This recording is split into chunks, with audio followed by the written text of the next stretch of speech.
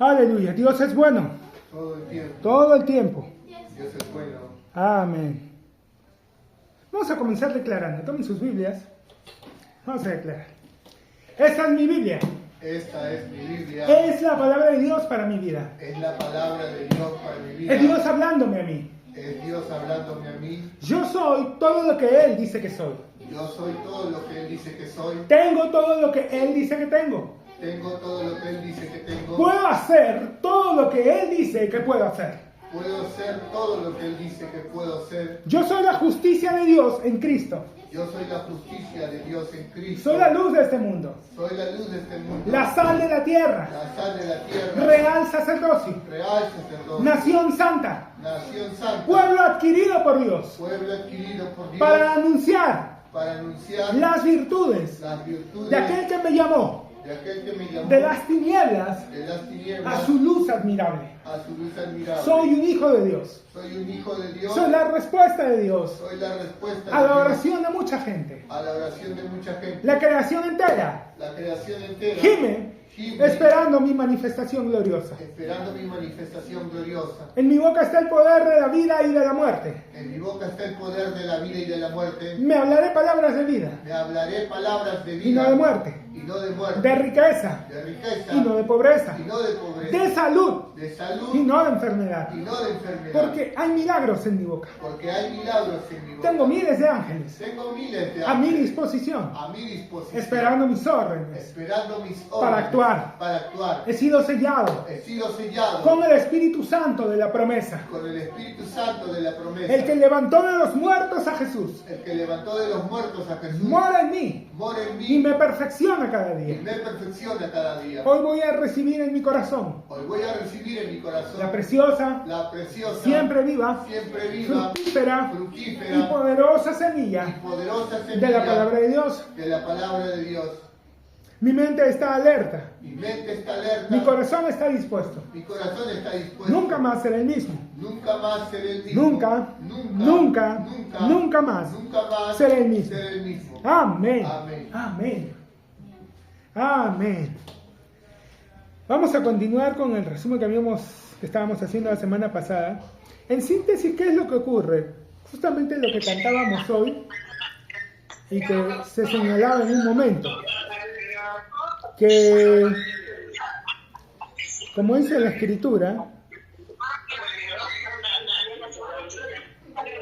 que nosotros, en esto consiste el amor, dice, no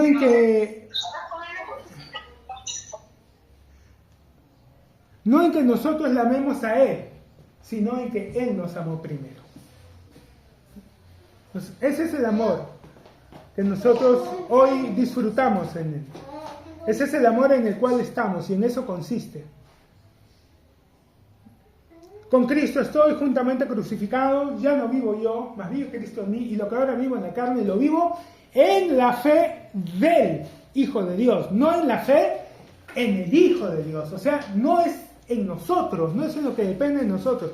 Y ese fue el problema que encontró Israel. Y esa fue la razón por la cual Israel, a pesar de saberlo, a pesar de haberse preparado, entre comillas, por siglos, cuando llegó el momento, no pudieron tomarlo. Porque quisieron hacerlo, se acercaron a Él como por obras de ley, lo que estábamos viendo la semana pasada.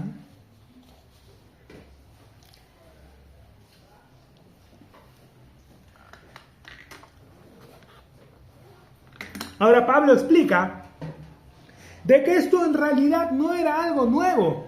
Esto ya se había anticipado en las Escrituras. No, hermano, pero ¿cómo puede usted decir eso? Cuando Elías clama y le dice todos, te han abandonado, solo yo he quedado, Dios le dice, no, me he guardado 7,000 que no han doblado rodillas ante él. Bueno, ese era el remanente, ese era el Israel de Dios. Y el resto de la nación, hermano, el resto de la nación estaba perdida, estaba adorando a Baal. Pero por esos 7,000 no eran destruidos. Por esos 7,000 seguía Dios prolongando su misericordia. Es tan difícil de creer. No, hermano, pero no creo si ellos habían roto el pacto. No, pero habían 7.000 que no. Y por ese remanente, la misericordia de Dios permanecía sobre toda la nación. ¿Te parece muy difícil de creer? De nuevo, regresa a la conversación de Jesús con Abraham. Mira, voy a ir a Sodoma, voy a ver si es verdad el clamor que ha subido acerca de ella, y si es así, voy a destruir la ciudad. Pero el Señor, el creador de todo, vas a destruir juntamente al justo con el pecador. ¿Qué si hubieran 50 justos? ¿Vas a destruir la ciudad? Si hay 50 justos, por amor a ellos no voy a destruir la ciudad. Pero mire, mi Señor, y si de los 50 faltaran 5, si hay 45 no la voy a destruir. Y si fueran 40, no voy a destruirla por amor a los 40. Y mire, si fueran 30, no voy a destruir la ciudad por amor a los 30. Si fueran 20, no voy a destruir la ciudad por amor a los 20. Una última vez, perdón, mire, no se moleste. Si fueran 10, no voy a destruirla por amor a los 10. Y el tema es que allí paró Abraham. No sé, pero si ustedes ven, la respuesta siempre fue la misma. Yo creo que si Abraham seguía bajando, estoy convencido de que la respuesta iba a seguir siendo la misma. Ah, ¿por qué dice eso, hermano? Yo, Jehová, no cambia, inconmovible. Si él ya había dado la respuesta por 50, por 45, por 40, por 30, por 20, daba lo mismo, 10, 3, 2, 1, era lo mismo. La respuesta iba a seguir siendo la misma. Ahora, por esos 7.000 que no habían doblado su rodilla ante Baal, toda la nación era perdonada. Toda la nación seguía siendo protegida. El rey era Acab. En la tipología de los reyes es el peor rey que hubo. O sea, fue terrible. Su mujer era Jezabel. Hoy usan su nombre para llamar a cierto tipo de espíritus, de espíritus demoníacos.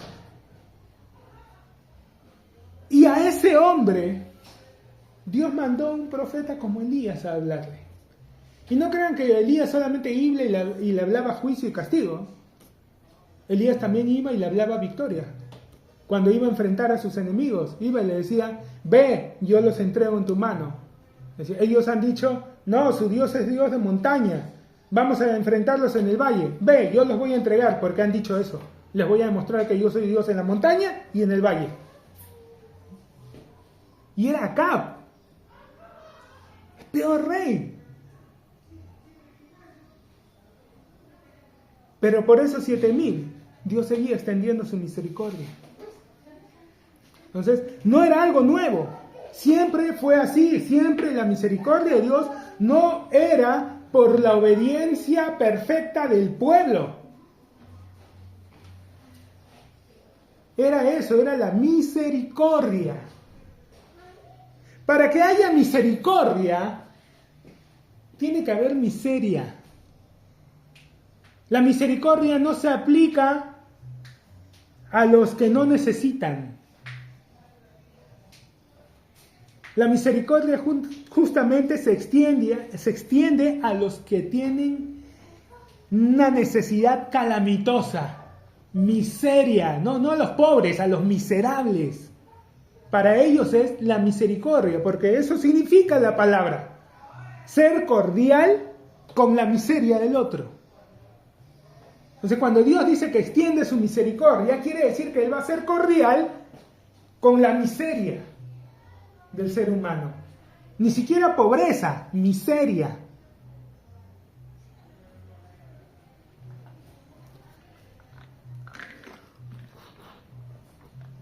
Pero si te presentas diciendo, yo soy rico, no tengo necesidad, no vas a poder acceder a la misericordia. Es como cuando salen estos bonos, para las personas que se encuentran en extrema pobreza. Para poder acceder al bono, tú primero tienes que declarar que realmente estás en extrema pobreza, que no eres capaz de sostenerte. Tú no puedes decir, no, yo sé que yo tengo mi negocio ahí y todo, y después ir y reclamar el bono. No vas a acceder, porque es solo para los que están en extrema pobreza. Tienes que reconocer la miseria para que se te pueda dar el bono. La misericordia funciona así. Mientras tú te sientas capaz, mientras tú creas que puedes hacerlo algo, no vas a recibir. No es que Dios no quiera dar, no estás cumpliendo el requisito.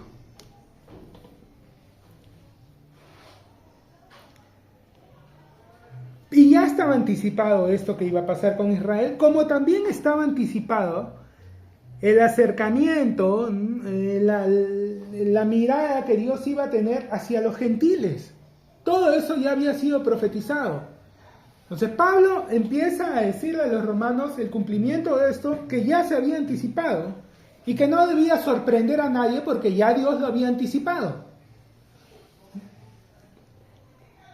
Y que si Dios, queriendo mostrar su ira y hacer notorio su poder, soportó con mucha paciencia los vasos de ira preparados para destrucción, y para hacer notorias las riquezas, estamos en el capítulo 9, versículo 23, de su gloria las mostró para con los vasos de misericordia que él preparó de antemano para gloria, a los cuales también ha llamado, esto es, a nosotros, los vasos de misericordia, los vasos con los que él se mostrará cordial con su miseria. ¿Qué tienes que entender cuando te dice que hay misericordia? Que hay miseria, que hay incapacidad, que hay pobreza. No hay autosuficiencia.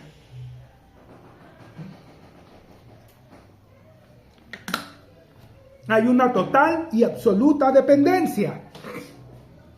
Pero el mundo nos enseña que eso es malo, ¿no? Que tú, mientras más autosuficiente, más maduro eres.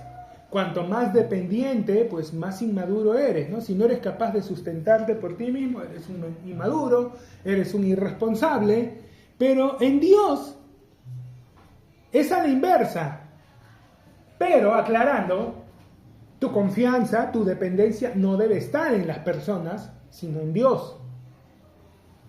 Porque las personas pueden ser instrumentos, pero pueden ser cambiados. Pueden ser quitados. Es extraordinario que Dios, que llama a Moisés en la zarza y le dice, ve, preséntate a Faraón, no, pero me van a decir todo, ¿qué tienes en la mano? Una vara, lánzala. La lanza, se convierte en serpiente, tómala de la cola, se convierte en vara de nuevo, wow. Ahora, agarra tu mano, métela a tu costado, la saca blanca, vuelve a meter, la saca blanca, bien. Un Dios capaz de hacer esas señales y milagros, y Moisés le insiste, pero yo no puedo hablar porque soy tartamudo. Ah, no te preocupes, Aarón va a hablar por ti. No, más fácil curarle la tartamudez. Le estaba haciendo señales de convertir la vara en serpiente, le estaba haciendo señales, iba a hacer los milagros de convertir las aguas en sangre. Al lado de todo eso, curarle la tartamudez no hubiera sido algo mucho más fácil.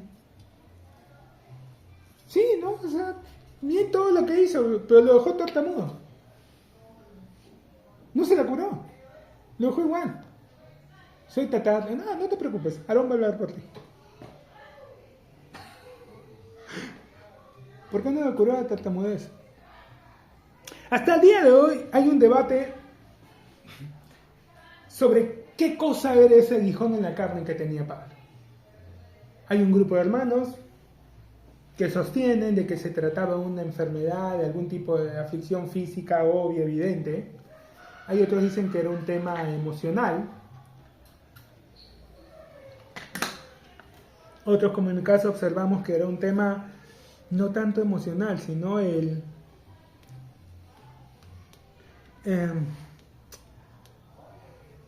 quitarle sus apoyos. Pablo era un hombre evidentemente inteligente, preparado. Y era muy fácil cuando él entra a predicar el Evangelio dejarse llevar por su mente, por su capacidad, por su preparación, antes que por la guía del Espíritu Santo. Y al principio de hecho fue así. Ustedes revisan y leen en el libro de los Hechos y Pablo sigue un modus operandi en cada ciudad a la que va. Llega, lo primero que hace, ir a la sinagoga, empieza a debatir con ellos, va ganando 1, 2, 3, 4, 5, un grupo de judíos. Llega un momento en el que ya no le permiten más ir a la sinagoga, porque obviamente lo que él estaba compartiendo y lo que estaba debatiendo era contrario a lo que ellos hacían. Ellos le enseñaban al pueblo a esperar al Mesías. Pablo venía a decirles que el Mesías ya había llegado.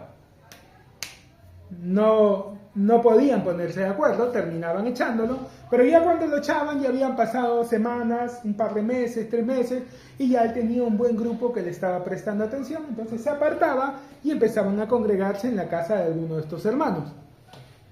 Ese era su modus operandi, léanlo en el libro de los Hechos. Y fue así, ciudad por ciudad, a la que él empezó a ir. Él empezó a servir al Señor casi de inmediato después de recibirlo. No fue que Pablo agarró y se fue y empezó a seguir a algunos de los apóstoles y discípulos a que le contaran cómo era Jesús. Él va a explicar más adelante que el evangelio que él empezó a predicar lo recibió por revelación. O sea, Pablo iba con convicción hablando de las cosas que Jesús había hecho, aunque él nunca caminó con Jesús. Pero ¿cómo sabía qué cosas Jesús había hecho? Estaban en la Escritura. Recordemos, Jesús mismo lo dijo, que él vino a cumplir todo lo que se había dicho de él en la ley, en los salmos y en los profetas. Entonces Pablo sabía perfectamente qué cosas Jesús había hecho porque ya estaban profetizadas. Por eso podía ir y decir que él había sanado, de qué forma los había sanado, cómo, porque todo eso estaba profetizado. Nunca caminó con Jesús, no tuvo una conversación cara a cara con él, no le pasó como los otros 12 que convivieron con él por 3 años, pero a diferencia de los otros 12, él había sido un estudioso de las Escrituras, los otros no. Los otros, el conocimiento que tenían de él era por la convivencia. Pablo había estudiado las Escrituras, sabía todo esto, pero no le había sido revelado. Después de lo que pasó en el camino a Damasco, se le reveló, se le abrió, lo entendió y empezó a predicar. Pero el tema es que él, Saulo de Tarso, empezó a predicar. ¿De acuerdo? Él había sido educado, criado y preparado para debatir. Era un hombre que estaba listo para eso. Entonces, entrar a una sinagoga y empezar a discutir, a sostener un punto, a rebatir, no le era extraño, era un pez en el agua ahí. ¿Cuál era el problema? Que a pesar de que él estaba haciendo un trabajo muy esforzado y todo, no era el evangelio que Dios quería. ¿Cuándo se produce el punto de quiebre? Cuando llega a Atenas. Él llega a Atenas y en Atenas se encuentra algo muy diferente. En Atenas, la Escritura nos dice, como digo, si quieren leanlo en Hechos, que los atenienses, los habitantes de Atenas, su pasatiempo favorito era ir y escuchar a cualquiera que vaya a la plaza a hablar sobre cualquier cosa nueva. Iba un matemático a explicar, iba Pitágoras y decirle, miren, yo he descubierto que... Todos lo escuchaban. Oh, mira, qué interesante. Sí, entonces el triángulo y la suma de los catetos. Ese era su pasatiempo. Se iban todos los días a escuchar a alguien que fuera a hablarles de algo. Lo que sea. Entonces, un orador preparado, llega a una ciudad donde la gente tenía la costumbre de escuchar oradores. Tenían un ambiente con la acústica para que el orador pueda exponer a sus anchas y todos lo puedan escuchar bien. Y no hay el ¿qué dice? ¿Qué cosa dijo? No, el aerópago estaba acondicionado para que al hablar su voz resonara y todos lo pudieran escuchar bien. Él pueda exponer a su gusto. Entonces, llega a un lugar con toda la logística necesaria. Un local perfecto, un público cautivo. Él llega preparado, porque Pablo llega y la prédica que da en Atenas es para imprimirla y ponerla en un marco en la pared. Es un máster de oratoria perfecto, limpio. Se gana al público, le cita a sus poetas. Oh, atenienses, os alabo porque veo que sois muy religiosos, tanto que tienen la imagen de todos los dioses. Incluso vi que tienen la imagen de un dios al que le han puesto al Dios no conocido. Bueno, de ese Dios es del que vengo a hablarles. Y empieza a hablarles, les cita a sus poetas, los tenía cautivos, todo iba bien. Cuando de repente les empieza a mencionar la resurrección. Y cuando toca la resurrección, Todo el público que estaba así. ¿Saben qué significa esto, no? Bueno, los que no... si en algún momento empiezan a estudiar temas de oratoria y el lenguaje corporal, todo, cuando alguien hace esto, es resistencia. No está aceptando lo que le estás diciendo. Cuando Pablo empieza a hablarle de la resurrección, todos... Ah, interesante. Sí, ya te vamos a oír más de esto. Sí, qué interesante. Es una locura, este tipo está hablando que los muertos se levantan. ¿Qué le pasa? ¿No? Todo estaba bonito hasta que mencionó eso. Y de un auditorio de miles de personas, 3, 4 conversos.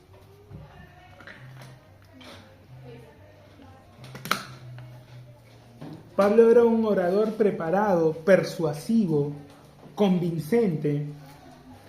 Y llegar y de una multitud de miles, 3, fue un cachetadón a su orgullo. Fue una tirada al piso. No sirve. Lo que tú estás haciendo no alcanza. No sirve. No es suficiente. Tuviste todo a favor, este es el resultado. Es como prepararte tu equipo de fútbol y vas a jugar contra este partido no solo lo he ganado, este partido lo gané por goleada, ¿no? Ahora, más bien voy a ver cuántos goles puedo meter acá, ¿no? Que mi delantero despierte, que todos se luzcan, este partido no tiene que ser, y pierdes. ¿Cómo pudiste perder? Y de allí se va a Corinto. Y en Corinto ya no ves lo que veías hasta entonces, ya no lo ves llegando directo a la sinagoga, ya no lo ves que llega y empieza a trabajar en su oficio. Se pone a construir tiendas, se asocia con otros 2, ponen el negocio juntos, y llega el fin de semana, va a la sinagoga, pero esta vez ya no tiene su plan de ir ganando gente, sino que el primer día con él, no puedo hacer esto. Y Dios lo empieza a tratar.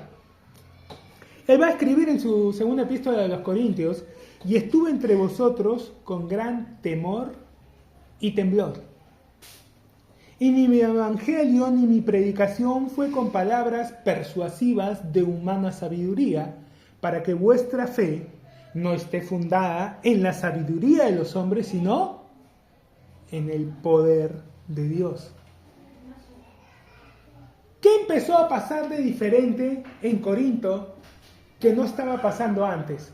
Que en Corinto Pablo empezó a predicar el evangelio tal como es. Y me propuse en no saber entre vosotros cosa alguna, sino a Jesucristo y a este crucificado. O sea, lo básico, la cruz, la salvación. Dar vueltas y vueltas sobre eso. Y después de eso, dejar lugar al Espíritu Santo. Orar por enfermos sin poner manos. Y los milagros empezaron a ocurrir. Entonces ellos lo escuchaban y decían, bueno, sí, qué interesante la cruz ya. Y de repente, pum, se sanaban enfermos. A la semana siguiente venían, pues. Venía una multitud. Porque más que lo que hablaba, eran las señales. Ahora, ¿esto era correcto o no? ¿Cómo lo hacía Jesús? ¿Así? Las multitudes no lo seguían para, queremos escuchar otra vez el sermón del monte. La palabra es clara. Dice por qué lo seguían. ¿Para qué lo seguían?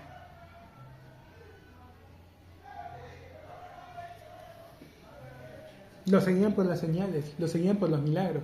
Ni hablar después que les dio de comer. Esa multitud a la que alimentó no se le despegó. Se la tuvo que despegar. Léanlo, ¿lo han leído? Después que los alimentan no se le despegaron, lo siguieron.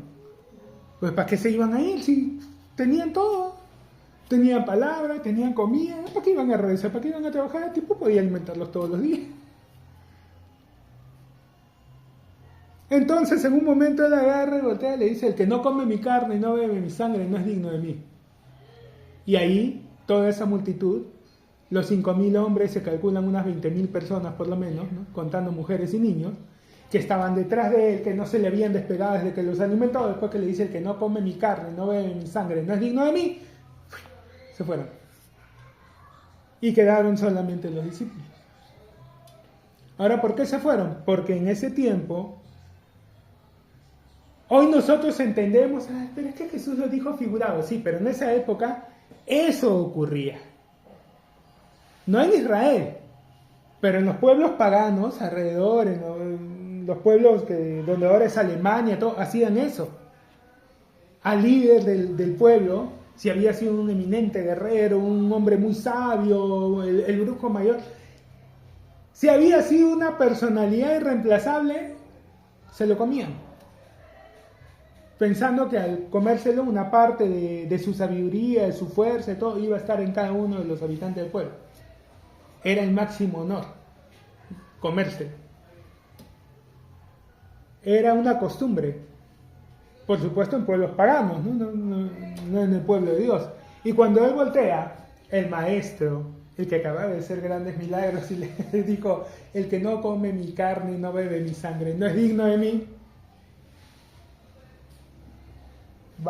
vámonos.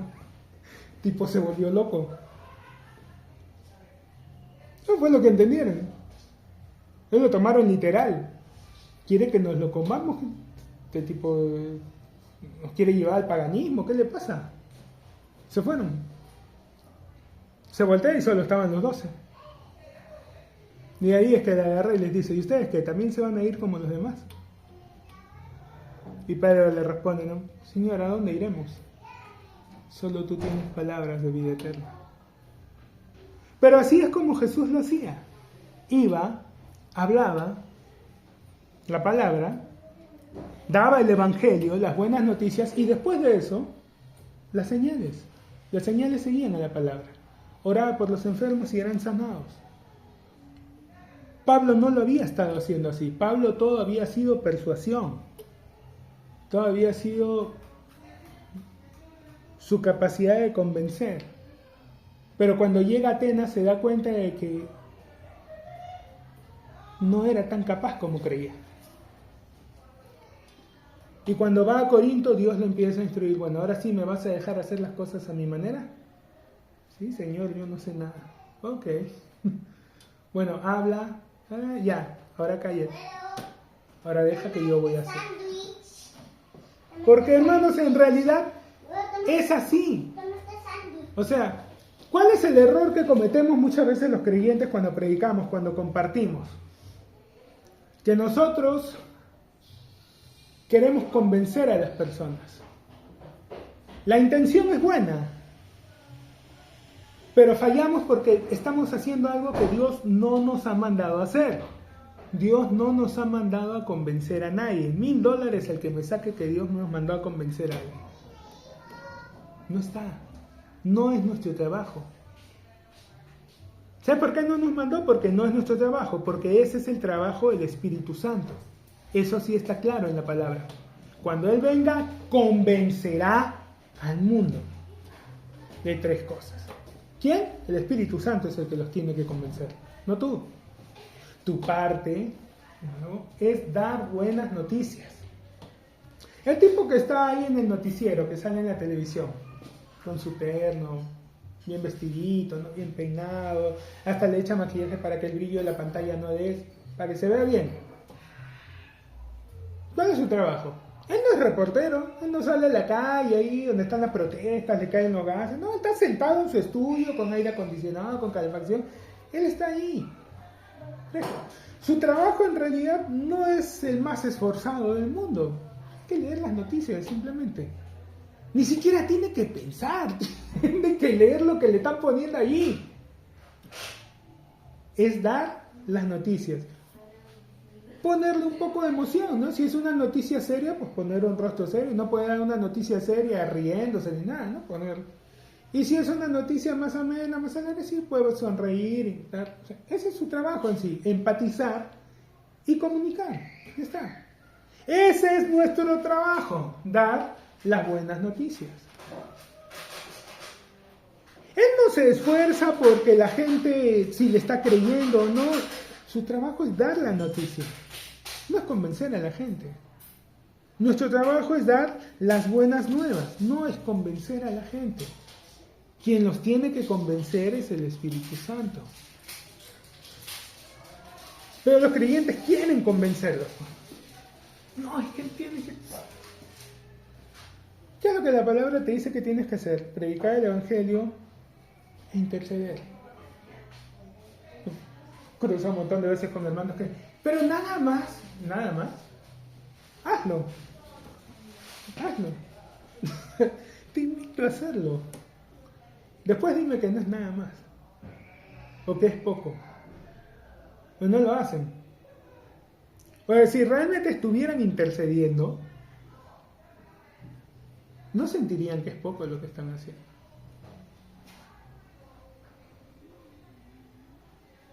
Ay, hermano, pues que no puede ser que uno nada más tiene que creer. ¿Nada más? Hazlo, por favor.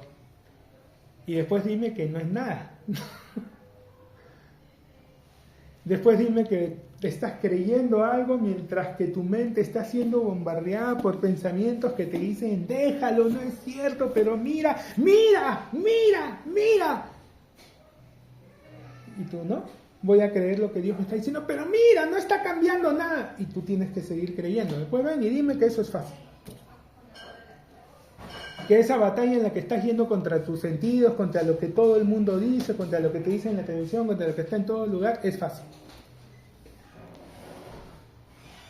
Pelea la buena batalla de la fe y dime que es fácil hacerlo.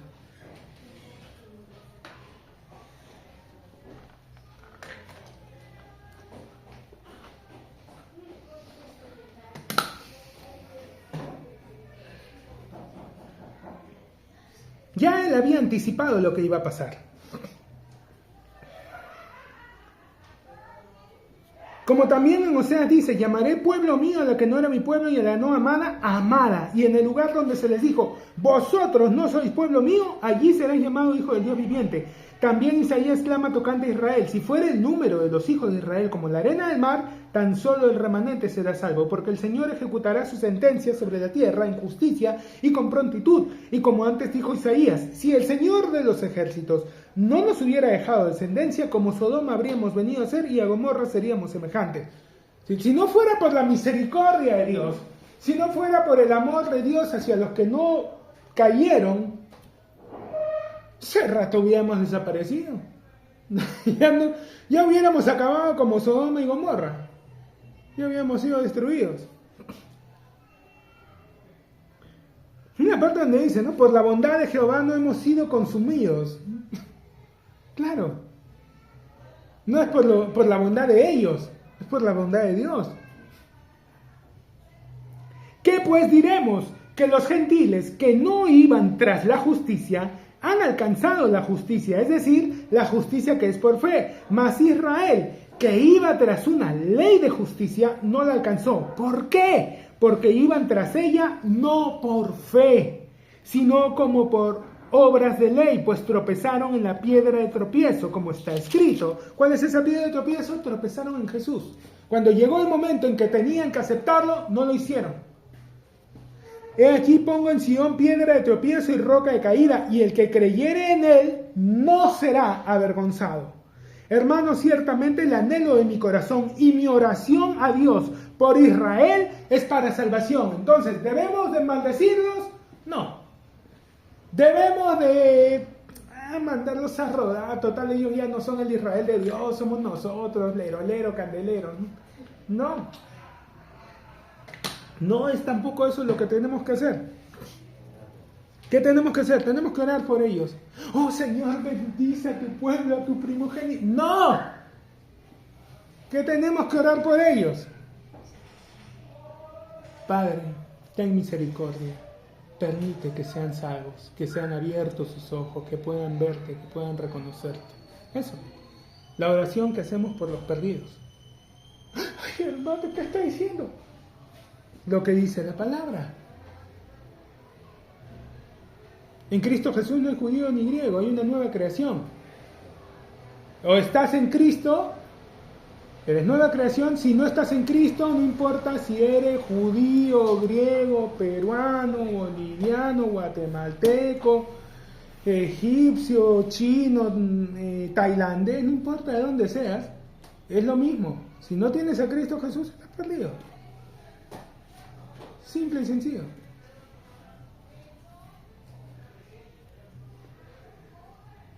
Entonces, nuestra oración por ellos debe ser esa, para que sean salvos. La oración que hacemos por cualquier persona que no conoce a Dios, por cualquier persona... ¿Qué le va a pasar a cualquier persona que no conoce a Dios? Lo mismo. No hay diferencia. Porque ignorando la justicia, porque yo les doy testimonio de que tienen celo de Dios, pero no conforme a ciencia.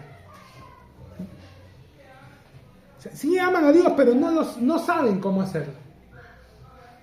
Sí quieren acercarse a Dios, pero no lo hacen de la manera correcta. Porque ignorando la justicia de Dios y procurando establecer la suya propia, no se han sujetado a la justicia de Dios. En el mundo,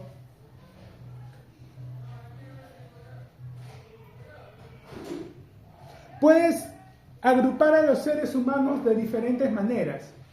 Una de esas formas de agruparlo te puede sonar muy dura, te puede sonar muy drástica, muy exagerada, pero analízalo, ¿ya? Mastícalo, piénsalo, velo con el Espíritu Santo, a ver si es así o no. Los puedes agrupar de diferentes de esas maneras. Una de las formas en las que lo puedes agrupar es que hay gente que es como Abel y hay gente que es como Caín. Simple. De hecho, fueron los dos primeros seres humanos en nacer, ¿no? Tienes dos tipos. O sea, tienes al que puede sensibilizarse a la voz de Dios, puede aceptar la gracia, la misericordia, ser sensible a Dios, puede rendirse, y tienes al que quiere ganarse las cosas, quiere demostrar que él puede. Y en esa actitud termina rechazando a Dios y termina atacando a aquellos que sí se están acercando.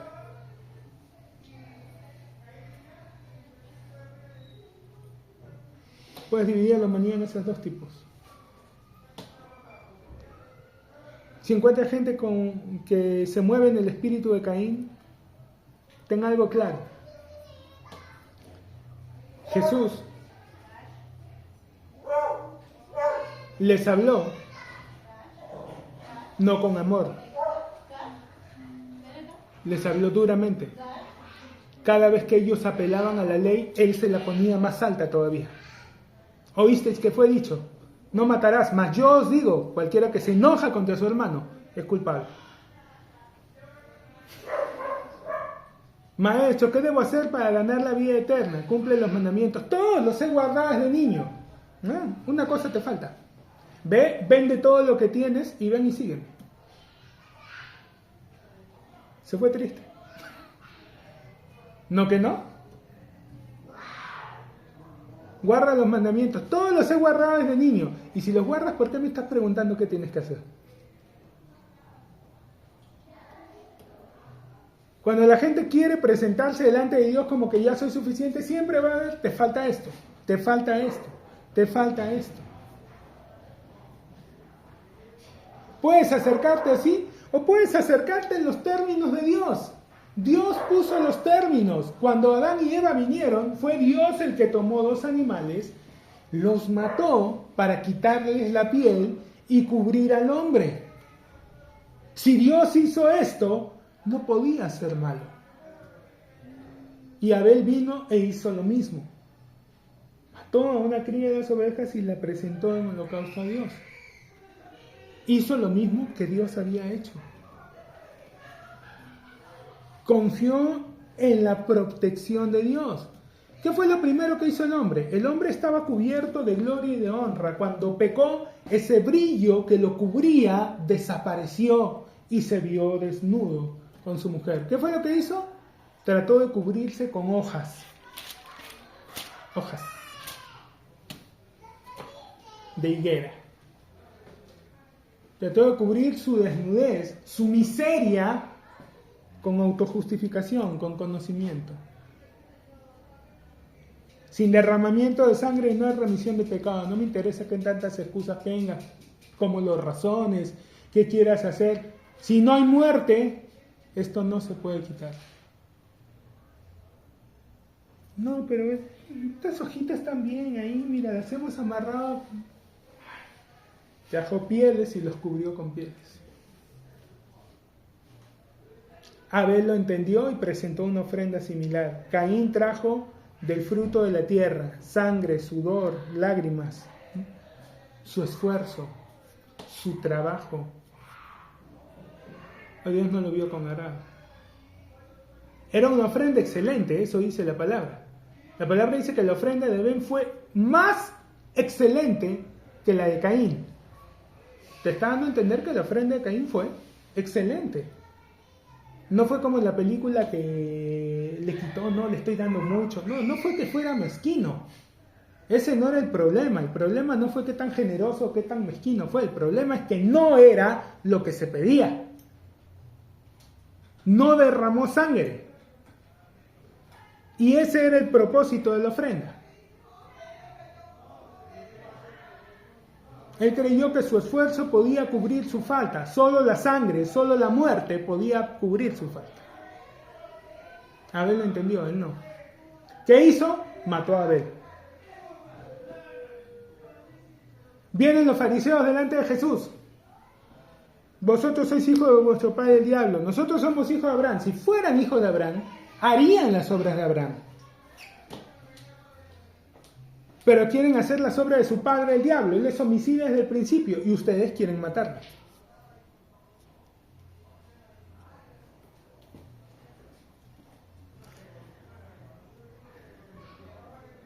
Porque ignorando la justicia de Dios, ahora esta ignorancia, esta palabra ignorando, no quiere decir desconociendo, sino ignorando, o sea, no prestando la atención, dándola por hecho, no observándola, no considerándola.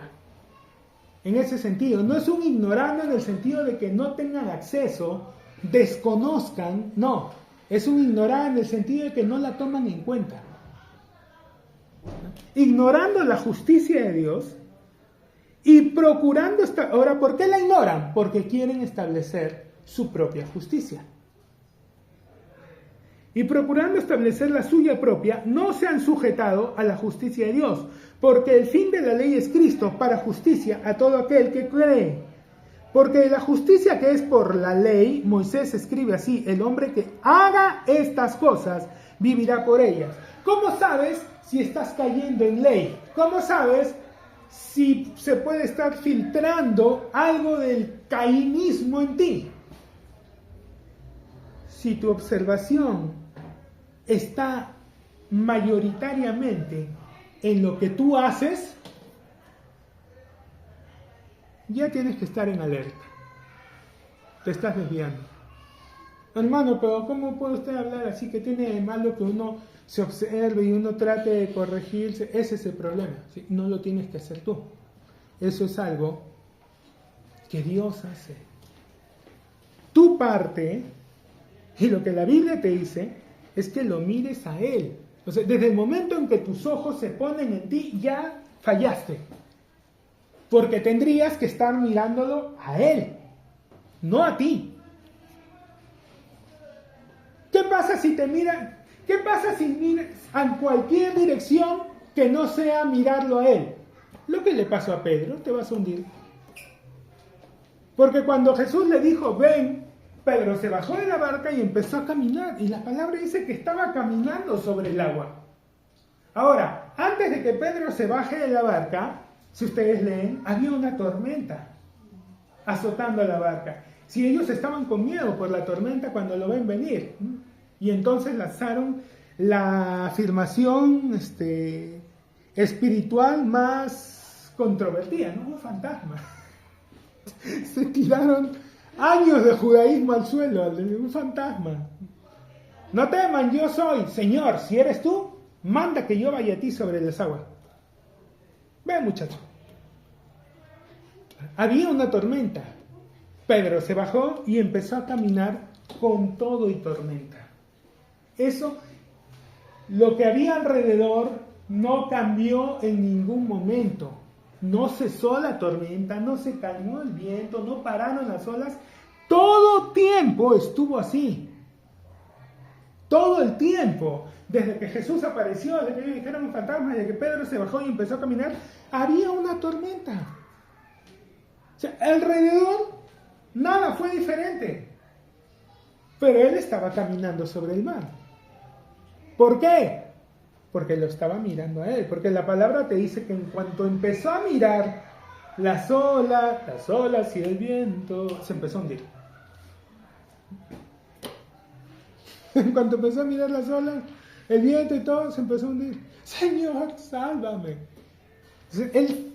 El diablo sabe que es así de fácil hundirte.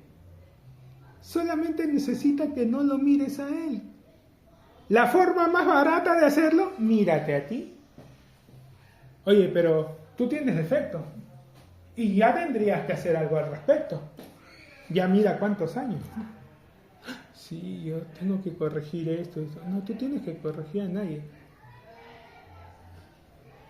Hay una parte de la escritura donde dice, ¿tú quién eres que juzgas a criado ajeno? Para su propio Señor estará en pie o cae, pero estará firme porque poderoso es Dios para hacerle estar firme. Criado ajeno. ¿Tú eres tu propio Señor? ¿Eres tu propio Señor? ¿Quién es tu Señor? ¿Quién es tu Señor? Ahora, si Jesús es tu Señor, ¿a quién le vas a rendir cuentas?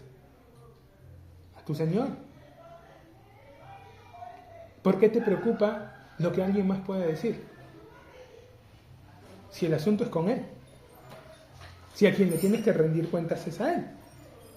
Y si Él te dice que hagas las cosas de determinada manera, ¿cuál es tu preocupación? No, pero es que otros dicen, ¿y qué querían? No, pero es que yo he escuchado que allá piensan, ¿y? Si tu Señor te dice que es de cierta forma, tu labor es complacerlo a Él, ¿no? Hazlo como Él te dice. Mi Señor quiere que le prepare esta comida. Me ha dicho que lo haga así, así, así. Tú que, no, esa comida no se prepara así, tú tienes que prepararla de esta manera. Pero tu Señor te dice, por favor, hazlo como yo te estoy diciendo, que así me gusta a mí. No, tu Señor no sabe, tú se la tienes que preparar de esta forma. ¿Te das cuenta de lo absurdo que suena eso? Pero es lo que hacemos. Es lo que muchos creyentes hacen. Le prestan más atención a lo que otros dicen que Dios espera de ellos que lo que Dios mismo les está diciendo. ¿Quieres un ejemplo contundente de esto? Va Jesús a Betania y llega a la casa de sus amigos, Lázaro, María y Marta. Y en cuanto él llega, Marta corre a la cocina y empieza a prepararle de comer. María llega y se sienta de inmediato a sus pies y se pone a escucharlo. Y Jesús empieza a hablar y María está allí. Y Marta está preparando hasta que llega un momento en el que Marta se queja. Ahora, ¿qué estaba haciendo Marta? ¿Estaba preparando para su negocio o algo? No, la palabra es clara. Estaba preparando para Jesús. Estaba preparándole algo para darle a Él. No suena mal, ¿no? Oye, lo estoy haciendo por el Señor, estoy esforzándome, estoy haciendo esto, estoy todos los días yendo a tal lugar y estoy reuniéndome con este grupo y lo estoy haciendo. O sea, nada de eso es malo, pero la pregunta del millón es, ¿Dios te ha mandado a hacer eso? Marta estaba haciendo algo para Jesús, que Jesús en ningún momento le pidió que haga. Y llegó un momento en el que Marta perdió un poco la paz en su corazoncito. Se asomó y le empezó a reclamar a Jesús: Señor, ¿no tienes cuidado? O sea, es tu culpa. Porque eso es lo que pasa. Yo me he encontrado con un montón de creyentes así. Se meten a hacer cosas que Dios no les mandó a hacer. Y después, no sé por qué Dios permite que me pase esto. ¿Dios te dijo que lo hicieras? ¿O tú lo hiciste porque querías hacerlo? Porque te pareció, porque pensaste, bueno, es un sacrificio, yo quiero honrarlo, quiero servirle, pero no es lo que Él te pidió que hagas. Porque cuando Marta empieza a protestar, dice, no tienes cuidado de mí, que mi hermana me deja. ¿Y qué le dijo Jesús? Ah, sí, Marta, qué pena, María, anda, dale una mano. No. Le dijo, Marta, afanada estás con muchas cosas, pero solo una importa. Y María ha elegido la mejor parte y no le va a ser quitado. O sea, no solo no le dio la respuesta que ella quería que le dieran, sino que todavía le metió sal a la herida y la machacó más y le dijo, tú eres la que está equivocada. Pero no María. María está haciendo lo correcto. María está haciendo lo que tiene que hacer. La que está mal eres tú. Tú deberías de estar aquí escuchándome. Y yo no siempre voy a estar. Marta quería hacer cosas por Jesús. Pero Jesús lo que quería que haga en primer lugar era tomar de Él. Es lo primero que Dios quiere de nosotros. Que tomemos de Él. Que lo miremos a Él. Que lo escuchemos. ¿Era importante realmente la comida? A la hora de la hora usted me va a decir que no le importa la comida, pero hermano, esa no se la creo. Ya, o sea, sí es importante, pero me refiero a que ¿no les había demostrado a Jesús que Él podía resolver eso muy fácilmente? Sí, ya Él se los había probado. La multiplicación de los panes y los peces no pasó una vez, pasó 2 veces. Lo que pasa es que en los evangelios está diferente. Pero fueron 2 ocasiones, porque la primera ellos no supieron, pero la segunda vez que ocurrió, vienen y se lo dicen y le empiezan a hablar medio ahí en doble sentido, ¿no? Señor, mira la gente, y Jesús les dice, bueno, aliméntenlos, y ellos se sonríen, pero solamente hay esta cantidad, no hay estos panes, pero ¿qué es eso para tanta multitud? Ya, tráiganmelo, y lo vuelve a hacer, y vuelve a multiplicar. Fue 2 veces que pasó ese milagro. Revisen bien y van a darse cuenta que hay diferencias entre ambas ocasiones. Están en los evangelios, son 2 ocasiones distintas que pasó. O sea, ya era algo que Él les había demostrado que podía hacer. Marta no necesitaba ir y encerrarse en la cocina y privarse de la palabra, privarse de recibir la principal bendición para poder servirlo.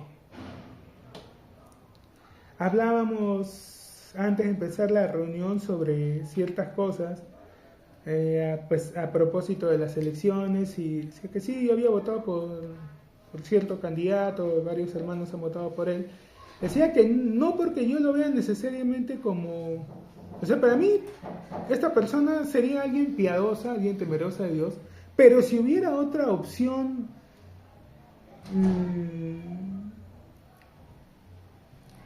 mejor, yo votaría por él. El problema es que a los demás candidatos les escucho mucho el tema liberal, de que quieren venir con estas ideas y cosas. Y el Perú es un país que tiene sus costumbres, sus hábitos. Perú ha sido conservador siempre. Es más, una de las razones, algunos dicen, ay, que Perú no sabe. No, es que en realidad el Perú no es para que sea república. San Martín en unos meses se dio cuenta de eso. Y dijo, no, acá debe ser monarquía. Y varios dijeron acá debe ser monarquía. Lo que pasa es que llegó Bolívar e impuso república. Pero varios se habían dado cuenta de que no, acá no funcionaba una república, acá debía funcionar una monarquía. ¿Por qué? Porque el peruano es de esa casta y hay pueblos y hay sociedades que son así. Y uno dice, no, es por la ignorancia. Los ingleses son monárquicos. Anda ahí que los ingleses son ignorantes o atrasados o algo. Los japoneses son monárquicos. O sea, no tiene nada que ver con inteligencia, simplemente son sociedades que se acostumbran a funcionar de determinada manera. Por eso es que acá la mayoría de veces lo que hay es la gente tiende al caudillismo. No van por planes, no van por propuestas, van por personas. Fijan sus ojos en ya, este nos dirija. Listo, tú anda, tú piensa, rómpete la cabeza, tú haz los tratados, todo. Nosotros acá, chévere. Mientras tú nos tengas bien, te apoyamos. El día que te pongas payaso, te sacamos. La gente es así, la sociedad funciona así.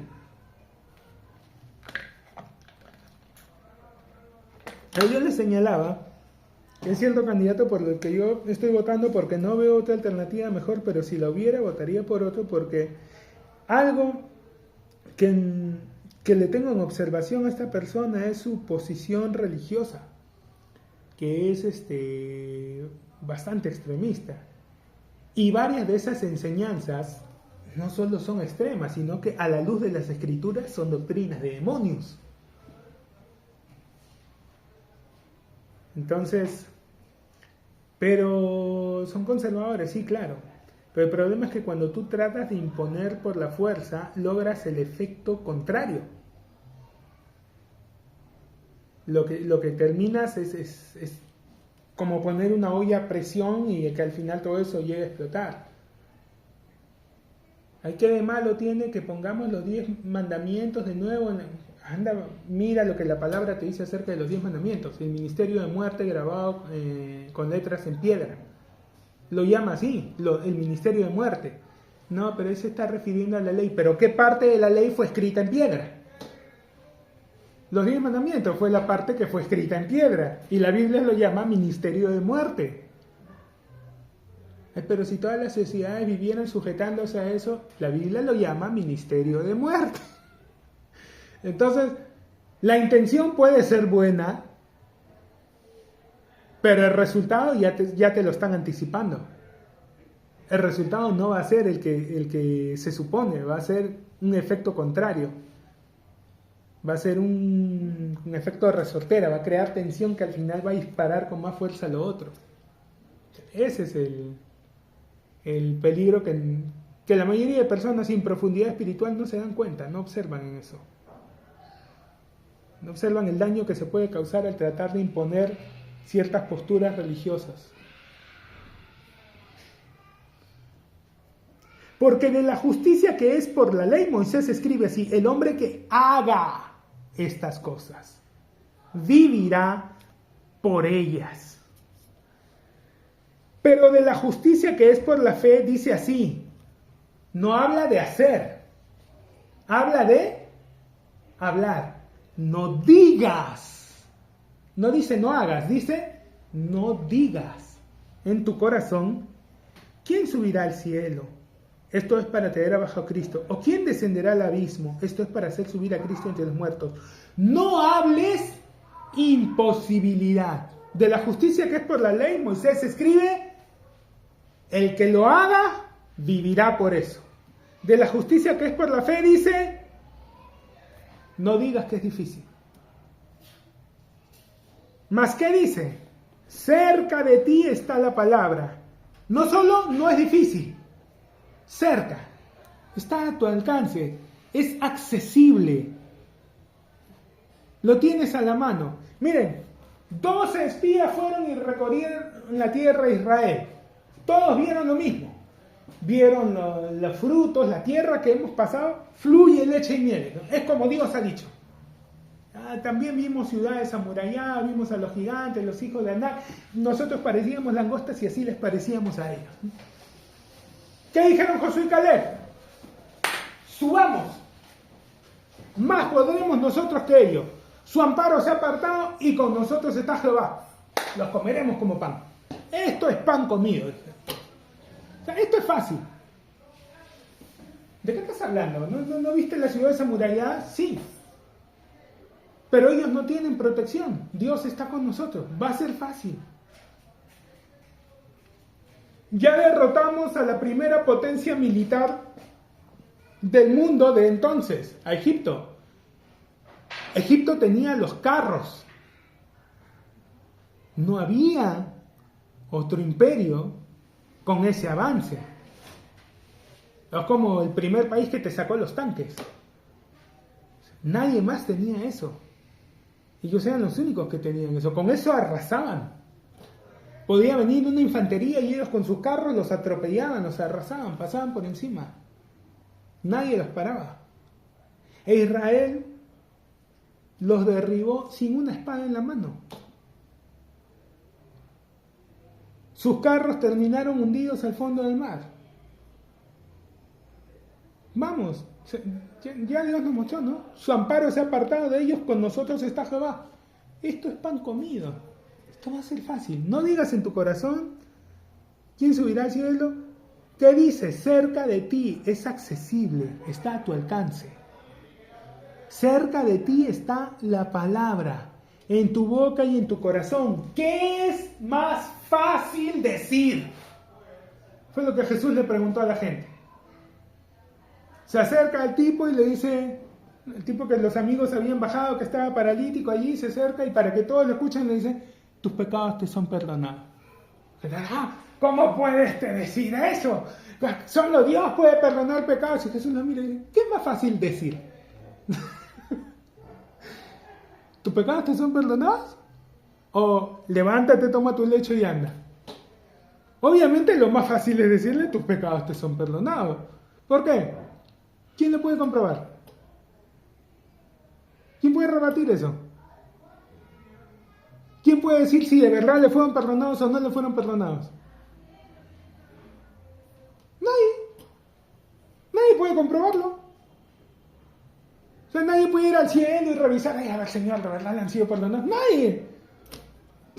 Le dice, ¿qué es más fácil decir? ¿Tus pecados te son perdonados? Claro, yo le estoy diciendo lo más fácil, pero para que sepáis que el Hijo del Hombre tiene potestad para perdonar pecados, levántate, toma tu lecho y anda.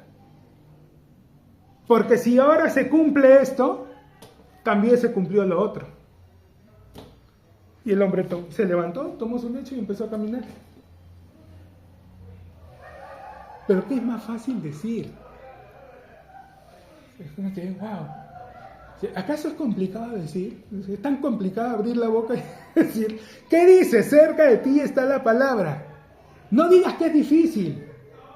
No te pongas trabas tú mismo, no te bloquees, no te pongas en imposible tú. Cerca de ti está la palabra, en tu boca y en tu corazón. Está dentro de ti, está tan cerca que ya está dentro de ti. Esta es la palabra de fe que predicamos. Que si confesares con tu boca que Jesús es el Señor y crees en tu corazón que Dios le levantó de los muertos, serás salvo. Y te lo explica, porque con el corazón se cree para justicia, pero con la boca se confiesa para salvación. Recuerdo que salían un montón de publicaciones en redes sociales, oraciones muy buenas, pero que decían, di esto bajito.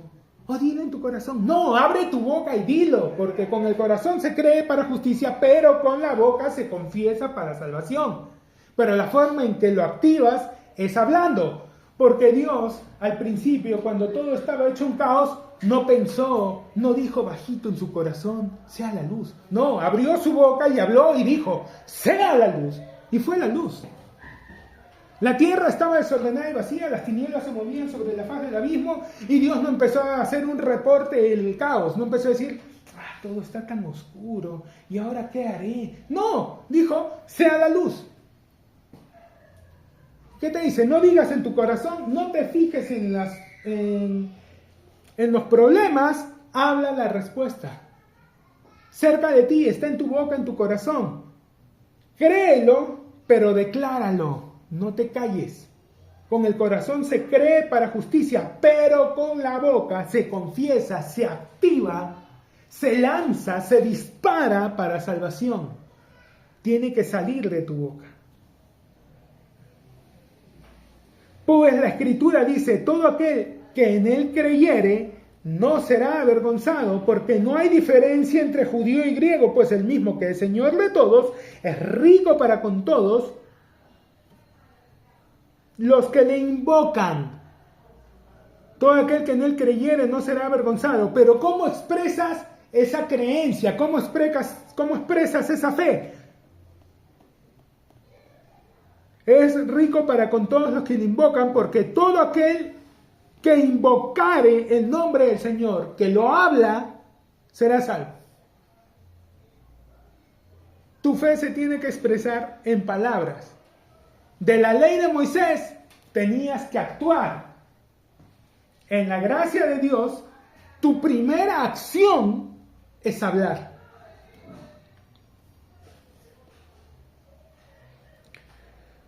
¿Cómo pues invocarán a aquel en el cual no han creído? ¿Y cómo creerán en aquel de quien no han oído? ¿Y cómo oirán sin haber quien les predique? ¿Y cómo predicarán si no fueran enviados? Como está escrito, cuán hermosos son los pies de los que anuncian la paz, de los que anuncian buenas nuevas. Mas no todos obedecieron al evangelio, pues Isaías dice, Señor, ¿quién ha creído a nuestro anuncio? Así que la fe es por el oír, y el oír por la palabra de Dios. Pero digo, ¿no han oído? Antes bien, por toda la tierra ha salido la voz de ellos, y hasta los fines de la tierra sus palabras. También digo, ¿no ha conocido esto Israel? Primeramente, Moisés dice, yo os provocaré a celos con un pueblo que no es pueblo. Con pueblo insensato os provocaré a ira. E Isaías dice resueltamente, fui hallado de los que no me buscaban. Me manifesté a los que no preguntaban por mí. O sea, Israel ya sabía que esto iba a pasar. Ya lo habían anticipado. Ya se había anunciado. Ahora, es porque Dios lo deseaba. No. Recordemos, cuando Dios habla este tipo de cosas, no es que sea su deseo, no es que Él está tanteando, adivinando, es que Él ya estuvo allí, es que Él no está limitado por el tiempo, es que Él no vive en una línea de tiempo. Nosotros, acostumbrados a vivir en una línea de tiempo, estamos acostumbrados a ver todo desde un punto de inicio y un punto de final. Dios vive en un círculo de eternidad, no hay principio ni fin. El tiempo lo creó Él, entonces cuando Él habla de algo que para nosotros de cierta perspectiva es futuro, Él ya estuvo allí, Él ya vio qué iba a pasar, Él ya vio cuál era la respuesta, Él ya vio cuál era la decisión que cada quien iba a tomar. Entonces no es que Él doblegue el libre albedrío de alguno, altere, simplemente observa y de acuerdo a eso ya sabe quién es quién. No doblega el libre albedrío de nadie. En su corazón Él desea el bien para todos. Él ya sabía que Satanás se iba a convertir en lo que es hoy. ¿Lo deseaba? No, no lo deseaba así. No lo deseaba así. ¿Cómo lo sabes? Hay dos pasajes que hablan acerca de Lucero, ¿no? Antes de la caída, cómo fue el proceso de su caída. Uno es Isaías 14, donde dice, cuando el Señor te haya librado, pronunciarás este escarnio contra el rey de Tiro. O sea, le dice a la gente, el día que seas libre del yugo con que te han hecho servir, te vas a burlar de tu opresor. Quiero que te burles, quiero que se lo digas burlándote, riéndote.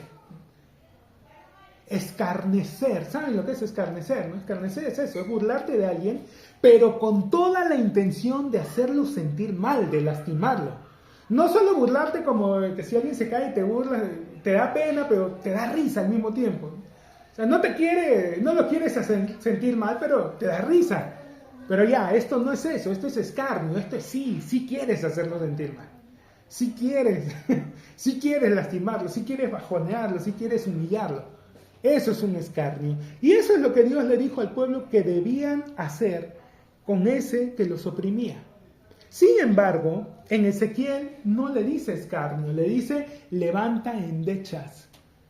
Endechar es lo que ocurre en un funeral, cuando todos están llorando, todos están extrañando. Cuando alguien se muere, era el ser humano más bueno del mundo, ¿no? Todos se acuerdan de sus virtudes, de las cosas buenas, se soslaya los errores que tuvo, todos lamentan, ay, qué mal. Se dan cuenta que ya no lo van a ver, que por ahí perdieron tiempo con otras cosas. Es lo que Dios le dice al profeta, llóralo, laméntalo. Oye, pero si es Satanás, el que se rebeló, es el que ya quiere destruir tu imagen y semejanza, sí, pero Dios no creó eso, pues. Dios creó un ángel, un querubín hermoso. No lo creó eso. No le deseaba eso. Pero él eligió eso. O sea, Dios no altera el libre albedrío de nadie, pero no es que su corazón desee la destrucción de alguien. Cada quien elige su destino.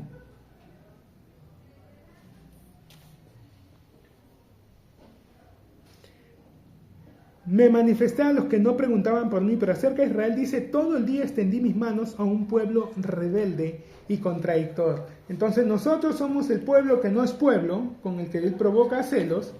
Ya había anticipado, pero ya estaba también anticipando cómo era Israel, un pueblo rebelde y contradictor. Contradictor. O sea, Dios dice una cosa y no es así, es de esta forma. Claro, o sea, ¿qué vas a ver Dios? Nada más es el que creó todas las cosas y sabe perfectamente cómo funciona. ¿Qué vas a ver él? ¿No? Tú tienes razón. Dios está equivocado.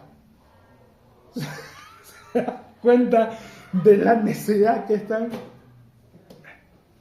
Por hoy vamos a dejarlo ahí. Continuamos la próxima semana.